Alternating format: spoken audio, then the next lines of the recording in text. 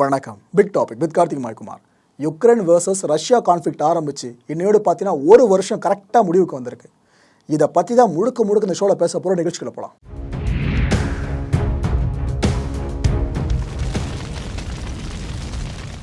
நம்ம மாயம் studios YouTube சேனலில் ஒரு விஷயத்தை ரொம்ப டீப்பாக போய் கவர் பண்ணுவோம். அந்த ஒரு கான்டென்ட் சார்ந்து நிறைய கான்டென்ட்டை கண்டினியூட்டியாக போட்டுக்கிட்டே இருப்போம். இது மாதிரி எவ்வளோ டாபிக்ஸ் நாம் கவர் பண்ணியிருந்தாலும் இதில் இந்த யுக்ரைன் வர்சஸ் ரஷ்யா கான்ஃப்ளிக்ட் இருக்குல்ல, இது அளவுக்கு வேறு எந்த கான்டென்ட்டும் வர முடியாதான் சொல்லணும். ஏன்னா லிட்ரலாக 400க்கும் மேற்பட்ட வீடியோஸை இந்த ஒரே ஒரு விஷயம் சார்ந்து மட்டுமே நம்ம தொடர்ந்து போட்டுக்கிட்டு இருக்கோம். போன வருஷம் பிப்ரவரி மாதம் 24 யுக்ரைனுக்கும் ரஷ்யாவுக்கும் இடையில இந்த ஸ்பெஷல் மிலிட்டரி ஆப்ரேஷன் அப்படியே எடுத்துக்கலாம், இல்லைனா வார்னு எடுத்துக்கலாம், இப்பேற்பட்ட கலைபரம் ஆரம்பிச்சது. அன்னைக்கு முதல் நாளில் இருந்து நம்ம போட ஆரம்பித்தோம், இன்னைக்கு வரைக்கும் போட்டுக்கிட்டு இருக்கோம். அவ்வளோ விஷயங்கள் எஸ்கலேஷனாக போயிட்டே இருக்குது. ஏன்னா நம்ம ஜென்ரேஷன் இவ்வளோ பெரிய ஒரு வாரை பார்க்க மாட்டோம் தான் நினச்சிக்கிட்டு இருந்தோம். ஆனால் பார்த்துட்டோம். தேர்ட் வேர்ல்டு வாருக்கு இது ஆரம்பமாக இருக்கலான்னு கூட பல பேரால் சொல்லப்பட்டு இருக்கு. அப்பேற்பட்ட விஷயத்துக்கு இன்னும் முடிவு கிடைக்கல, தொடர்ந்து அரங்கேறிக்கிட்டு இருக்கு. இந்த நேரத்தில் அதாவது 1 இயர் ஆயிருக்குல்ல, இந்த நேரத்தில் ஃப்ளாஷ்பேக் ஒன்று பார்த்துட்டு வந்துட்டு இப்போ என்னென்ன கரண்ட் ஸ்டேட்டஸ் அதை பற்றியே சொல்கிறேன் உங்களுக்கு. இந்த பிரச்சனை ஆரம்பித்தது எங்கன்னு பார்த்தீங்கன்னா, இந்த நேட்டோ இருக்குல்ல, கிட்டத்தட்ட 30 தரப்புகள் அதில் உறுப்பினர்களாக இருக்குது. அமெரிக்கா, யூகே, அதுன்னு பல நாடுகள் அதில் பிரதான உறுப்பினர்கள். அந்த நேட்டோவில் இருக்க ஒரு விதி என்ன தெரியுமா? அந்த கூட்டணியில் இருக்கிற ஒரு நாட்டை இன்னொரு நாடு ஏதாவது வம்புழுக்குது அப்படின்னா இந்த எல்லா நாடும் சேர்ந்து போய் அடிக்கும். இந்த ஏரியா சண்டை பார்த்துருப்பீங்களே, ஒருத்தனை அடிச்சிட்டா போயிட்டு பசங்களை கூட்டு வருவாள், லெட்டரில் அதே மாதிரி தான் இதில் இருக்க ஒரு விதியும். ஸோ இதனால தான் நேட்டோவில் ஒரு நாடு உறுப்பினர் ஆகுதுன்னா அது பாதுகாப்பில் அடுத்த லெவலுக்கு போயிடுச்சுன்னு அர்த்தம். இந்த ஆசை யுக்ரைனுக்கு வந்துச்சு. நாம் இப்போ இருக்க நேட்டோட உறுப்பினராக இல்லை, உறுப்பினர் ஆனால் என்ன அப்படின்னு நினைக்க ஆரம்பித்தாங்க. இந்த யுக்ரைனோட அதிபர் இருக்கார்ல, வோலடிமிர் ஜெலன்ஸ்கி, அவர் இதை அனௌன்ஸே பண்ணிட்டார். நாங்கள் நேட்டோவில் சேர போகிறோம், இதில் நாங்கள் உறுதியாக இருக்கோம்னு சொல்லிட்டு. அமெரிக்கா கொடுத்த தைரியத்தில் இந்த அனௌன்ஸ்மெண்ட்டை கொடுத்தாரு. அவ்வளோதான், ரஷ்யாவுக்கு செம கடுப்பு ஏற்றிடுச்சது. ஏன்னா யுக்ரைன் பார்டர் பார்த்தீங்கன்னா ரஷ்யாவோட அதோட எல்லையை பகிர்ந்துக்குது. அவ்வளோ நெருங்கிய நாடு. ஒரு காலத்தில் இட் மீன்ஸ் 1991க்கு முன்னாடி வரைக்கும் ரஷ்யா, யுக்ரைன், இன்னும் கிட்டத்தட்ட 15க்கும் மேற்பட்ட நாடுகள் ஒரே கூட்டணியில் இருந்துச்சு. அதுதான் சோவியத் யூனியன். இது எல்லாத்தையும் சேர்த்து இந்த நிலப்பரப்பை சோவியத் யூனியன் வரையறுப்பாங்க. அப்பேற்பட்ட சோவியத் யூனியன் 1991 பிளவுபடுது. ஒவ்வொரு நிலப்பகுதியும் அப்படி தனித்தனி நாடாக பிரகடனப்படுத்தப்படுது. அப்படிதான் ரஷ்யா வெளியே வந்துச்சு, யுக்ரைன் வெளியே வந்துச்சு, இது போல் பல நாடுகள் வெளியே வந்துச்சு. 1991க்கு முன்னாடி வரைக்கும் பார்த்தீங்கன்னா அமெரிக்கா சோவியத் யூனியனை பார்த்து மிரண்டுகிட்டு இருந்துச்சு. ஏன்னா அப்பேற்பட்ட பலம் அவங்க கிட்டே இருந்துச்சு. இப்பேற்பட்ட ஃப்ளாஷ்பேக் இவங்களுக்கு இருக்குது. ரஷ்யா என்ன பண்ணிடுச்சு, என்ன யுக்ரைன் சம்மந்தம் இல்லாமல் நேட்டோவில் சேர போகிறோன்னு சொல்லிக்கிட்டு இருக்கு. ஒரு வேளை சேர்ந்துட்டா நம்மளோட பார்டர் வரைக்கும் நேட்டோவோட படைகள் வந்து நிற்கும், நம்ம நாட்டுக்கு அது எப்போ வேணாலும் அச்சுறுத்தலாம் அமையும்னு சொல்லிட்டு ஒரு வார்னிங் கொடுத்தாப்புல ரஷ்யா அதிபர் விளாடிமிர் புட்டின். இது போல் யுக்ரைன் அதிபர் சொன்ன மாதிரி நேட்டோவில் மட்டும் யுக்ரைன் சேர்ந்துடுச்சு, நாங்கள் சும்மா இருக்க மாட்டோம், யுக்ரைனுக்கு கடுமையான பதிலடி கொடுப்போம், எங்கள் இராணுவத்தை அந்த நாட்டுக்குள்ளே களமிறக்கி விடுவோன்னு சொன்னார். இதை முதல்ல மேற்குலக நாடுகள் நகைப்புக்குள்ளானதாக பார்த்துச்சு. அதெல்லாம் எப்படி பண்ணுவார், அதெல்லாம் பண்ண மாட்டார், பயமுறுத்துறாரு. நீ வா தலைவா, நீ சேரு நேட்டோவில், நம்ம பார்த்துக்கலாம் அப்படின்ட்டு யுக்ரைனை உசுப்பேற்றிக்கிட்டே இருந்தாங்க. அவ்வளோதான், யுக்ரைன் அதிபரும் நான் பேக்கெலாம் வாங்க மாட்டேன், நான் நேட்டோவில் சேரப்போன்னு அடம் பிடிச்சார். அடம் பிடிச்ச அடுத்த நாள், இட் மீன்ஸ் போன வருஷம் பிப்ரவரி 24 ரஷ்ய இராணுவம் யுக்ரைனுக்குள்ளே களமிறங்குச்சு. இந்த ஒரு நாளில், அதாவது இந்த போரோட முதல் நாள் இருக்குது பாருங்க, பிப்ரவரி 24 போன வருஷம், இந்த ஒரு நாளில் மட்டுமே 9 முக்கியமான விஷயங்கள் நடந்துச்சு. அதில் முதல் விஷயம், ரஷ்யாவோட அதிபர் விளாடிமிர் புட்டின் அஃபிஷியலாக அனௌன்ஸ் பண்ணிட்டாரு, இது போல் யுக்ரைனுக்குள்ளே ரஷ்ய இராணுவம் இறங்குது. இது ஆக்சுவலாக வார் கிடையாது, இது ஒரு ஸ்பெஷல் மிலிட்ரி ஆப்ரேஷன், SMO அப்படின்னு சொன்னார், சிறப்பு இராணுவ நடவடிக்கைன்னு. ஏன்னா வார்னா ரஷ்யாவோட ஒட்டுமொத்த இராணுவமும் களமிறக்கப்பட்டிருக்கணும் உள்ள. ஆனால் அப்படி பண்ணல, அதிகபட்சம் 2 லட்சத்திலிருந்து 3 லட்சத்துக்குள்ள தான் வீரர்களை ரஷ்ய இராணுவம் இங்கே களமிறக்கி விட்டுருந்துச்சு. ஸோ இந்த அறிவிப்பு வெளியானது இந்த நாளில் தான். இந்த அறிவிப்புக்கு அப்புறம் அதே நாளில் என்னென்ன நடக்குதுன்னா, யுக்ரைன் தலைநகர் கீவ் இருக்குல்ல, அங்கே தான் பிளாஸ்ட் சவுண்டு கேட்குது. ஸோ ரஷ்யாவோட அடியே அந்த நாட்டோட கேபிட்டல் மேலே விழுந்துச்சு.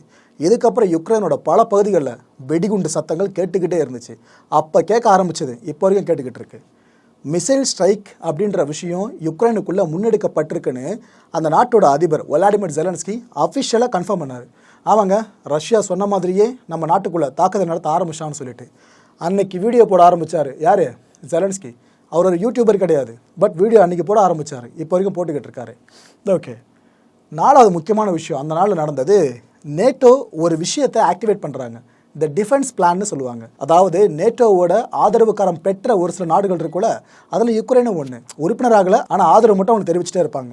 ஸோ டிஃபென்ஸ் பிளானை நேட்டோ ஆக்டிவேட் பண்ணிவிட்டு, ஒரு வேளை யுக்ரைனுக்கு பக்கத்தில் நேட்டோ உறுப்பு நாடுகள் இருக்குல்ல, அந்த நாடுகள் மேலே ரஷ்யா ஏதாவது ஒரு வெடிகுண்டை தூக்கி போட்டுச்சுன்னா நாம் ரஷ்யாவுக்கு பதிலடி கொடுக்க தயாராக இருப்போம்னு சொல்லிட்டு இந்த டிஃபென்ஸ் பிளானை அவங்க ஆக்டிவேட் பண்ணுறாங்க. ஆக்டிவேட் பண்ண அடுத்த நிமிஷமே கிட்டத்தட்ட 100 ஜெட்ஸு, 120 ஷிப்ஸு எல்லாத்தையும் ரெடி பண்ணுறாங்க. தயார் நிலையில் எல்லாமே அங்கங்கே நின்றுக்கிட்டு இருக்கு. ஆக்சுவலாக ஆர்க்டிக்ல இருந்து மெடிட்ரேனியன் சி வரைக்கும் இந்த குறிப்பிட்ட உஷார் நிலை பிரகடனப்படுத்தப்பட்டிருந்துச்சு. எஸ்கலேஷன் இப்படியே பெருசாகிட்டே வருதா, அந்த ஒரே நாளில் இதெல்லாம் நடந்துக்கிட்டு இருக்கா. அதே நாளில் என்ன ஆகுதுன்னா, பிரிட்டனோட முன்னாள் பிரதமர் போரிஸ் ஜான்சன் டெலிவிஷனில் ஒரு விஷயத்த சொன்னாருங்க.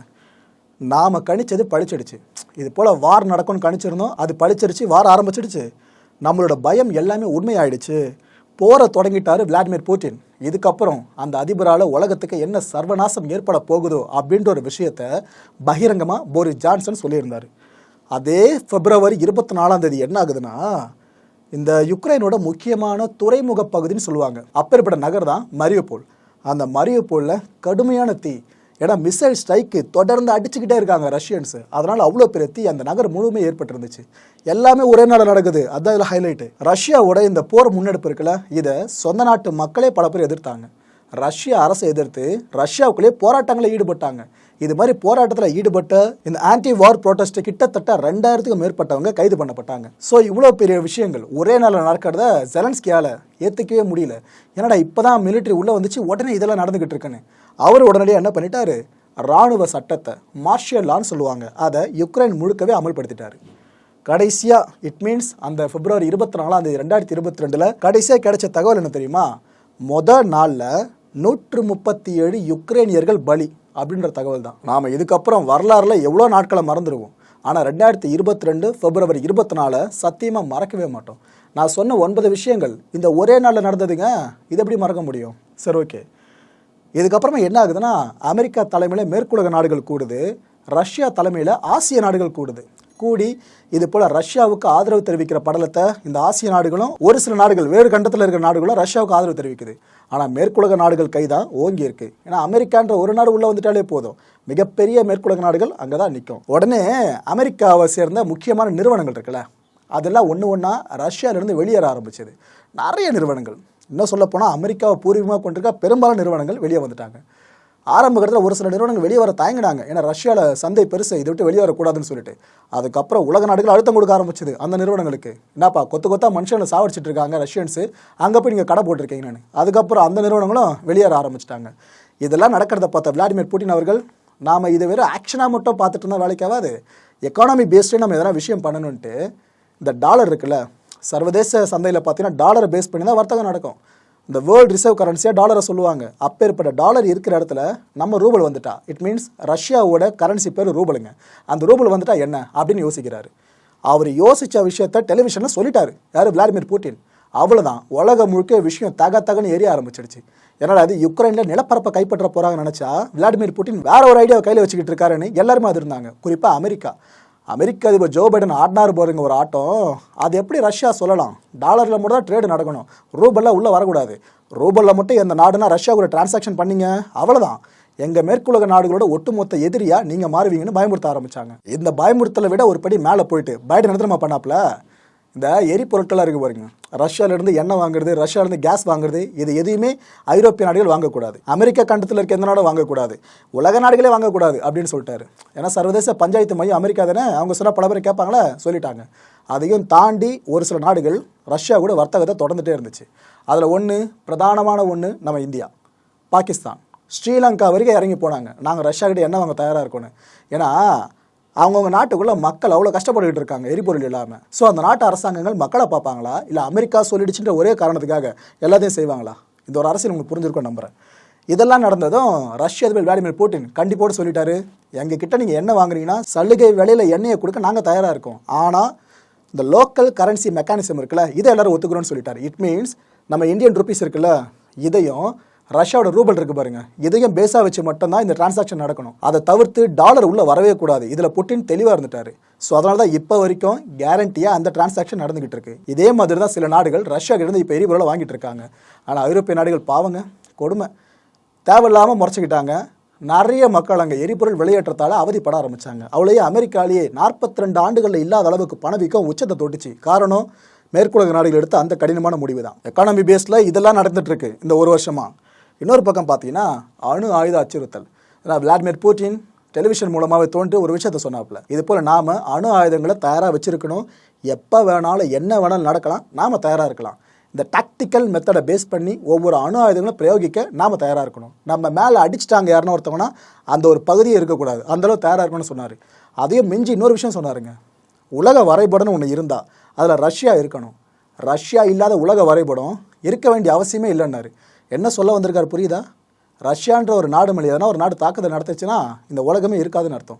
அவ்வளோ அணுகுண்டுகள் ரஷ்யா கைவசம் இருக்குது. உங்களுக்கெல்லாம் தெரிஞ்ச உண்மை நினைக்கிறேன். உலகத்திலேயே அணு ஆயுதங்கள் அதிக அளவில் கையிருப்பு இருக்கிற நாடு அமெரிக்காவோ இல்லைன்னா நாட்டோ அமைப்போ கிடையாது, ரஷ்யா. ரஷ்யான்ற ஒரே ஒரு நாடுகிட்ட மட்டுமே நாட்டோவில் உறுப்பினர்களாக இருக்கிற நாடுகள் வச்சிருக்கும் பாருங்க அணு ஆயுதங்கள், அதை விட அதிகமாக இருக்குது. ஸோ அதனால தான் விளாடிமிர் புட்டினோட அந்த ஒரு அறிவிப்பு உலகத்தையே கிடுகிடுங்க வச்சது, எல்லாரையும் அலற வச்சது. ஏன்னா கொரோனா வைரஸில் என்னங்க கொரோனா வைரஸ், வேக்சினை கண்டுபிடிச்சா முடிஞ்சு போயிடும். ஆனால் அணுகுண்டுகளை பிரயோகிச்சுட்டா செகண்ட் வேர்ல்டு வார் முடிகிற டைமில் ஹிரோஷிமா நாகசாகி மேலே 2 அணுகுண்டுகள் போடப்பட்டுச்சு. இப்போ வரைக்கும் நாம் அதை நினச்சி பயந்துக்கிட்டு இல்லை.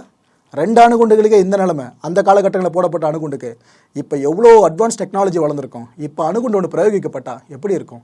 இதனால தான் 3ஆம் உலகப் போர் சார்ந்த பயம் எல்லாரையும் ஆட்கொண்டுச்சு. இது ஒரு பக்கம். இன்னொரு பக்கம் யுக்ரைனில் கிட்டத்தட்ட 15க்கும் மேற்பட்ட நியூக்ளியர் ரியாக்டர்ஸ் இருக்குது. அந்த ரியாக்டர்ஸில் எதனா 1-2 வெடிச்சா கூட முடிஞ்சு போயிடுச்சு. உலகம் மிகப்பெரிய பேரழிவை சந்திக்கும். 1986 செர்னோபில் டிசாஸ்டர் யாருமே மறந்துருக்க மாட்டோம். இதே யுக்ரைனில் நடந்தது தான். ஒரு அணு உலை வெடிச்சுது. அதுக்கப்புறம் அங்கே இருந்த மக்கள்லாம் கதிரியக்கத்தால் பாதிக்கப்பட்டு அடுத்தடுத்த சந்ததி வரைக்குமே உடல் அவயங்களை பாதிப்போடு பிறக்க ஆரம்பிச்சது. அப்பேற்பட்ட சினாரியோ நடந்த அதே யுக்ரைனில் இவ்வளோ ரியாக்டர்ஸ் இருக்கிறதுனாலேயே நிறைய பேருக்கும் பயம். எங்கேருந்து ஏதாவது அணுமின் நிலையம் மேலே இந்த ஏவுகணைகள் விழுந்து வெடிச்சிட போகுது அப்படின்னு சொல்லிட்டு. இதனால் சர்வதேச அணு ஆயுத பாதுகாப்பு மையங்கள் இருக்குல்ல, அதோட பெருந்தலைகள் வரைக்குமே ரஷ்யாவை பார்க்க ஆரம்பித்தாங்க, ஏதாவது பண்ணிட்டு ஏதோ ஆயிடுமோன்னு சொல்லிட்டு. அப்பேற்பட்ட பயம் இன்னும் தொடர்ந்துக்கிட்டு தான் இருக்குது. ஒரு வருஷமாக தொடர்ந்துக்கிட்டு தான் இருக்குது. ரஷ்யாவில் இராணுவ ஆட்சேர்ப்பு விஷயத்தையும் திடீர்னு ஆரம்பித்தாங்க. ஏன்னா உங்களுக்கு தெரிஞ்ச ஒரு உண்மை, 2ஆம் உலகப் போர் நடந்து முடிஞ்சதில்ல, அந்த டைமில் ரஷ்யாவில் ஆண் மகன்கள் எண்ணிக்கை குறைய ஆரம்பிச்சது, வெகுவாக குறைஞ்சது. அவ்வளோ பேர் உயிரை நீத்தாங்க. ரஷ்யாவில் இந்த ஒரு நிகழ்வுக்கு அப்புறம் பார்த்தீங்கன்னா பெண்கள் எண்ணிக்கை அதிகமாக இருக்கும், ஆண்கள் எண்ணிக்கை கம்மியாக இருக்குது. ரஷ்யன் பாப்புலேஷனில் இந்த ரேஷியோ பிரியறதுக்கு காரணமே அந்த செகண்ட் வேர்ல்டு வார் தான். அப்பேற்பட்ட சூழலில் ரஷ்ய இராணுவத்தில் ஒரு பகுதியை யுக்ரைனுக்கு இவங்க அனுப்பி விட்டாங்களா. ஸோ அங்கே போகிறவங்களாம் அப்படியே உயிரோடு திரும்ப போகிறதில்ல, எத்தனை பேர் வரப்போகிறாங்கன்னு தெரிய போகிறதில்ல. ஸோ இதனால தான் ரஷ்யா அதிபர் விளாடிமிர் புட்டின் ஒரு ஆர்டரை பிறப்பிச்சார். நாம் 3 லட்சம் இராணுவ வீரர்களை இப்போ திரட்டியாகணும். எக்ஸ் சர்வீஸ் மேனாக இருக்கட்டும், வாலண்டியர்ஸாக இருக்கட்டும், எல்லாம் முன்னாடி வாங்க. 3 லட்சம் பேர் கிடச்சிட்டா போதும். யுக்ரைனில் அவங்கள களமிறக்க விடலாம். நம்ம நாட்டோட நோக்கம் இருக்குல்ல, பாதுகாப்புன்ற நோக்கம், அதை நாம் ஸ்திரப்படுத்தலாம் அப்படின்னு சொன்னார். உலகம் முழுக்க பெரும் எதிர்ப்பு. அதுவும் ரஷ்யாவில் இருக்க நிறைய ரஷ்யன்ஸ்லாம் சாலை மார்க்கமாகவே பக்கத்தில் இருக்க நாடுகளுக்கு தப்பிச்சு போக ஆரம்பித்தாங்க. இது நிறைய செய்தி ஊடகங்களை ஹெட்லைனாக பஞ்ச் பண்ணப்படுச்சு. அந்தளவுக்கு கலைபரம் உச்சத்தை எட்டுச்சு. அதுவும் ரஷ்யாவுக்குள்ளேயே போராட்டங்களாக ஆரம்பித்தாங்க. எப்படி எங்களை நீங்கள் வற்புறுத்தி இராணுவத்தில் சேர்க்கலாம், எங்களால் முடியாதுன்னு பல பேரும் போராடினாங்க. கரெக்டாக அந்த நேரத்தில் தான் ரஷ்ய அரசு ஒரு சட்டத்தை கொண்டு வந்தாங்க.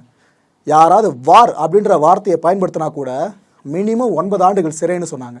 வார்னு சொல்லிட்டு, அதான் இது ஸ்பெஷல் மிலிட்ரி ஆப்ரேஷன் ரஷ்யன்ஸை பொறுத்த வரைக்கும். ஆனால் உலகத்தை பொறுத்த வரைக்கும் இது ஒரு வார், போர். இதனால தான் ரஷ்யா விளாடிமிர் புட்டின் என்ன பண்ணுறாரு, கையெழுத்தே போட்டாப்ல அந்த சட்டத்திற்கான ஆணையில். இனிமேல் யாராவது ரஷ்ய அரசோட செயல்பாடை எதிர்த்து பேசினாலோ, போராட்டம் மேற்கொண்டாலோ, இல்லை எழுதினாலோ போதும், சமூக வலைதளத்தில் ஒரு போஸ்ட் போட்டினா கூட போதும், நீங்கள் 9லேருந்து 15 ஆண்டுகள் வரைக்கும் சிறையில் இருக்க நேரிடும்னு கொண்டு வந்தாங்க. சரி, வெறும் சட்டம் எழுத்து வடிவில் மட்டும்தான் இருக்குன்னு பார்த்தா எக்ஸிக்யூட் பண்ணாங்க. நிறைய பேர் சிறைக்கு அனுப்பப்பட்டாங்க. இப்போ இருக்க கம்பெனிக்கிட்டு இருக்காங்க. அப்பேற்பட்ட லா கொண்டு வரப்பட்டதும் கடந்த ஒரு வருஷத்துக்குள்ளே தான். ரஷ்யாவுக்குள்ளேயே அரசு இவ்வளோ பண்ணுறாங்க அப்படின்னா யுக்ரைனுக்குள்ளே இராணுவத்தை கட்டவிழ்த்து விட்டுருக்காங்களே, அப்போ எவ்வளோ பண்ணுவாங்க. நிறைய ஃபோட்டோஸ்லாம் பார்த்தோம், கடந்த ஒரு வருஷமாக பார்த்துக்கிட்டு இருக்கோம். அதாவது போர் குற்றங்கள் அப்படின்றது பொதுமக்கள் சார்ந்து எவ்வளோ வலியை ஏற்படுத்தும் அப்படின்றது நமக்கு தெளிவாக தெரிஞ்சது. 2 வயசு குழந்தைங்க, கை குழந்தைங்க கருகி போய் கிடந்தது. அதுவும் புச்சா, இந்த பகுதியை மறக்க மாட்டோம். அங்கே ஒரு பெரிய மனித புதைக்குழியை தோண்டிட்டு லிட்ரலாக 100லேருந்து 300 வரைக்கும் பிணங்களை புதைச்சி வச்சுருக்காங்க. ஒரு குழியில் அவ்வளோ பிணங்கள், எல்லாம் கொத்து கொத்தா புதைக்கப்பட்டு சாலைகள் அங்கங்கே பிணங்கள் விழுந்து கிடக்குது. எங்கேயாவது ஒரு சில இடங்களில் மட்டும்தான் சிலுவை குறியீடு இருக்கும் பார்த்தீங்களா, அதை அந்த அடக்கம் செய்யப்படுறதுக்கப்புறம் வைப்பாங்க பாருங்கள், ஒரு ஃபார்மாலிட்டியாக வச்சுருப்பாங்களே, அது பார்க்க முடிஞ்சுது. மற்றபடி எல்லா இடத்துலையும் குப்பைகளை வீசுகிற மாதிரி பிணங்கள் கடந்தது. இதை அப்படியே எவிடன்ஸாக கலெக்ட் பண்ணி ஐநாவில் சமர்ப்பித்தாங்க. ஆனால் ரஷ்யா அதுக்கு என்ன மறுப்பு தெரிவிச்சது அதே ஐநாவில்? இல்லைங்க, இவங்க நாடகம் ஆடுறாங்க, ஆக்சுவலாக இந்த சாலை ஓரமாக விழுந்திருக்கிறதுலாம் பிணங்களே கிடையாது. யுக்ரைனோட ஆக்டர்ஸ் இவங்கெல்லாம் நடிக்கிறாங்க அப்படி இப்படின்னு இவங்க ஒரு பக்கம் கிளைம் பண்ண ஆரம்பித்தாங்க. இன்னும் ஒரு படி மேலே போய் ரஷ்யா என்ன சொல்லிச்சுன்னா, நாங்கள் அவங்கள கொல்லலைங்க, யுக்ரைன் பொதுமக்களை யுக்ரைன் ராணுவமே கொண்டுட்டு நாங்கள் கொண்டா மாதிரி பாவலா காட்டுறாங்க, யூஎன் மூலமாக உலக மக்களோட ஆதரவை பெறத்துக்காக இந்த வேலையை பண்ணுறாங்கன்னு ஒரு விஷயத்தை போட்டு உடைச்சாங்க. 10 எரிஞ்சது ஒட்டுமொத்த யூஎன்னும். என்னடா யுக்ரைன் மேலே இப்படி அவங்க ப்ளேம் பண்ணுறாங்க அப்படின்னு சொல்லிட்டு அப்புறம் மிகப்பெரிய காரசார விவாதம் யூஎனில் பயங்கரமாக அரங்கேற்றப்பட்டுச்சு. தொடர்ந்து வாக்கெடுப்புகள் நடந்துக்கிட்டே இருந்துச்சு. யூஎன் பாதுகாப்பு சபையில் வாக்கெடுப்பு, இன்னொரு பக்கம் யூஎன் பொது சபையில் வாக்கெடுப்பு, இதெல்லாமே போயிட்டே இருந்துச்சு. யூஎன் மனித உரிமை அமைப்புகள் இருக்குல்ல, அதுலேருந்து ரஷ்யாவை தூக்குற வேலையும் சிறப்பாக பண்ணாங்க. இவ்வளோ விஷயங்கள் அரங்கேறின பிற்பாடு ரஷ்யா அதோட முதற்கட்ட நோக்கத்தில் வெற்றி அடைஞ்சது. இந்த ரஷ்யாவோட எல்லை இருக்குல்ல, யுக்ரைனோட பகிர்ந்திருக்க எல்லை, அந்த பகுதியிலிருந்து கிட்டத்தட்ட 20% நிலப்பரப்பை ரஷ்யன்ஸ் கைப்பற்றிட்டாங்க. ஸோ ரஷ்யாவோட கை ஓங்க ஆரம்பிச்சிருச்சா, அவ்வளோதான். இதுக்கப்புறம் நிறைய ஷாக்கிங்கான தகவல்கள் வெளியே வர ஆரம்பிச்சது.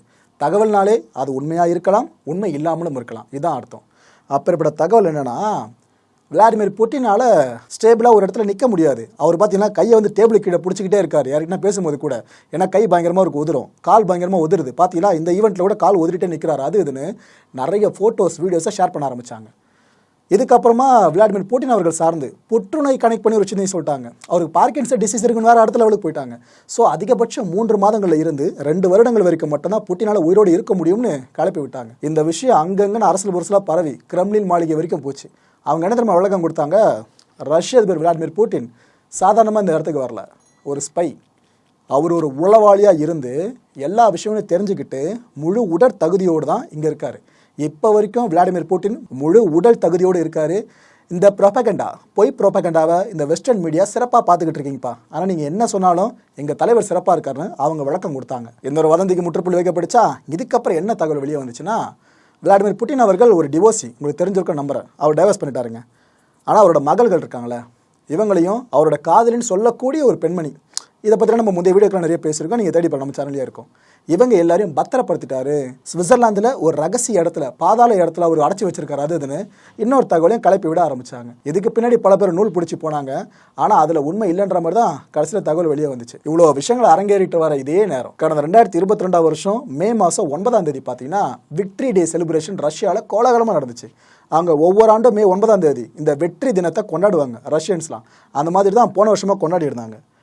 இது ஆக்சுவலாக என்னென்னா, இந்த யுக்ரைன் ரஷ்யா கான்ஃப்ளிக்ட் ஆரம்பிச்சதில் அதுக்கு பிற்பாடு நடக்கிற மே 9th விக்டரி டே. ஸோ இதனால தான் உலகம் முழுக்க இருக்க தலைவர்கள் எல்லாருமே விளாடிமிர் புட்டின் அதில் என்ன பேச போகிறாருன்னு அவ்வளோ கூர்ந்து கவனிக்க ஆரம்பித்தாங்க.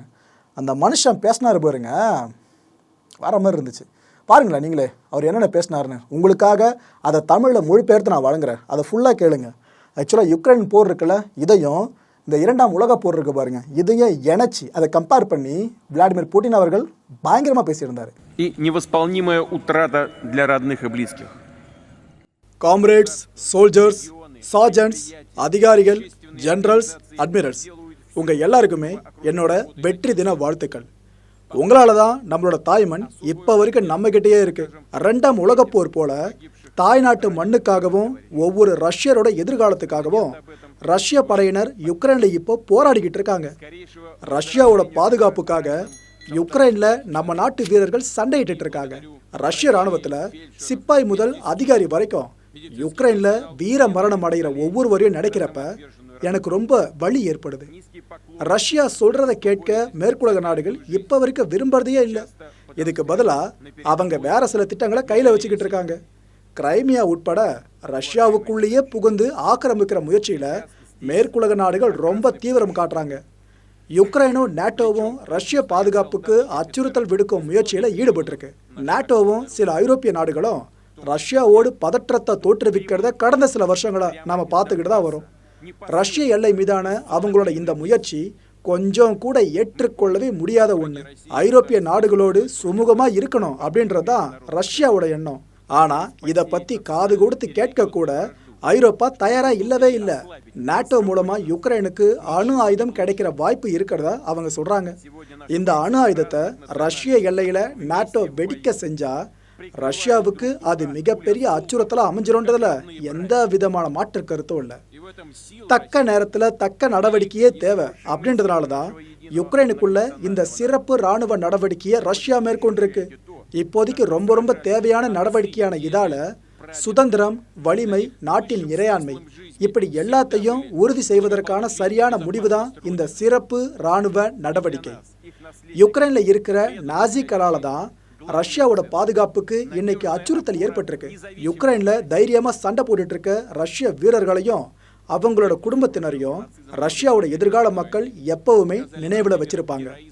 உலகப்போர் அப்படின்ற ஒண்ணு மீண்டும் ஏற்படாது அப்படின்னு நான் நம்புறேன். சர்வதேச சமத்துவத்தை ரஷ்யா எப்பவுமே விரும்புற ஒரு நாடு.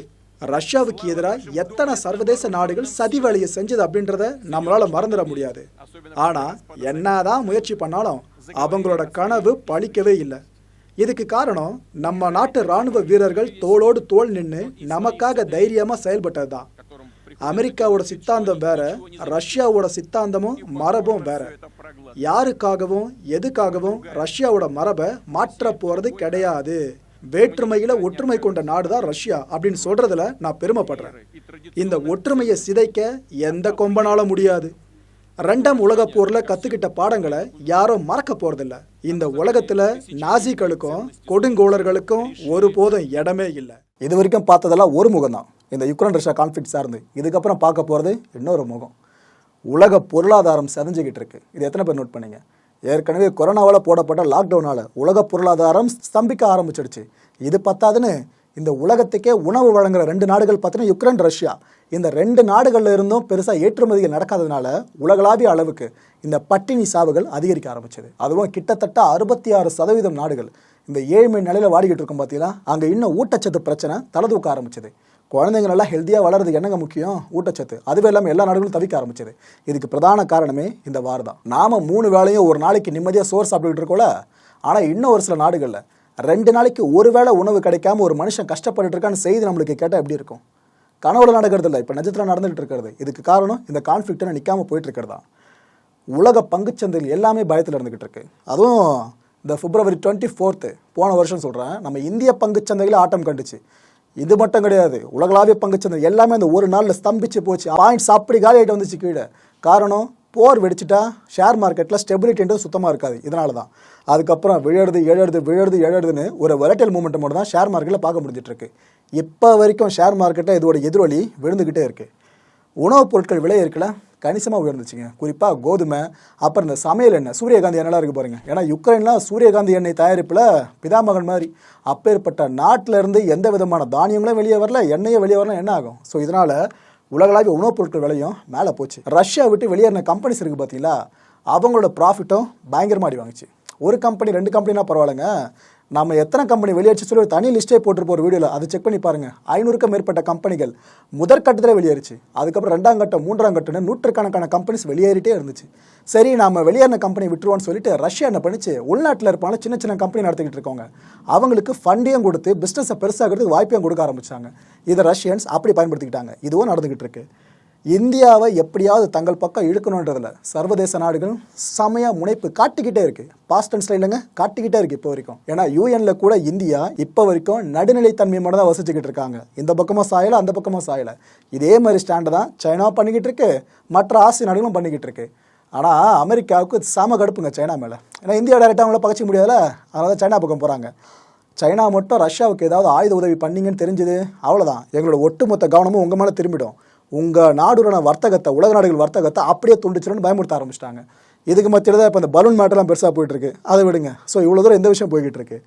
இந்தியாவை எப்படியாவது தங்கள் பக்கம் இழுத்துட்டா நாம் இந்த குறிப்பிட்ட கான்ஃப்ளிக்டில் வெற்றி அடைஞ்சிக்கு சமோன்னு அமெரிக்கா நினச்சிக்கிட்டு இருக்கு.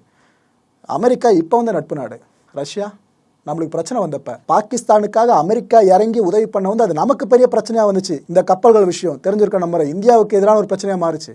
அப்போ நம்மளுக்கு கேட்காம கை கொடுத்த ஒரே ஒரு நாடு எது? ரஷ்யா மட்டும்தான். அந்த அளவுக்கு இந்தியாவுக்கும் ரஷ்யாவுக்கு இடையில மரபு கடந்த நட்பு இருந்துகிட்டு இருக்கு. ஸோ இந்தியாவை எப்படியாவது இந்த பக்கம் இழுத்தணுன்றதுல மேற்குலக நாடுகள் இன்னும் கங்கணம் கட்டி அலைஞ்சிக்கிட்டு இருக்கு. ஆனால் இந்தியா இன்னும் இசைவு கொடுக்கவே இல்லை. மக்களே, நான் இவ்வளோ தூரம் சொன்னது எல்லாமே ஜஸ்ட் ஃப்ளாஷ்பேக் மட்டும்தான். கிட்டத்தட்ட இந்த 400க்கும் மேற்பட்ட வீடியோ சொன்ன பாருங்க, அது எல்லாத்தையும் அக்குமுலேட் பண்ணி சின்னதாக இன்ஃபர்மேஷன் உங்களுக்கு கொடுத்துருக்கேன், அவ்வளோதான். இதுக்கப்புறம் நீங்கள் பார்க்க போகிறதெல்லாம் இப்போ நடந்துட்டு இருக்க விஷயங்கள். ஒன்று பார்க்கலாமா? இந்த யூஎன்ல என்ன பண்ணுறாங்க, ஒரு வாக்கெடுப்புக்கு அரேஞ்ச் பண்ணுறாங்க. ஏன்னா அந்த யுக்ரைன் ரஷ்யா கான்ஃப்ளிக்ட் ஆரம்பித்து 1 வருஷம் ஆயிடுச்சுல, இதை முன்னிட்டு அந்த வாக்கெடுப்புக்கு அரேஞ்ச் பண்ணுறாங்க. இந்த வாக்கெடுப்போட சாராம்சம் என்னென்னா, யுக்ரைனை விட்டு ரஷ்யா உடனே வெளியேறணும். ரஷ்யன் சோல்ஜர்ஸ் ஒருத்தர் கூட யுக்ரைனில் இதுக்கப்புறம் இருக்கக்கூடாது. இதை சாராம்சமாக வச்சு தான் அந்த வாக்கெடுப்பு நடக்குது.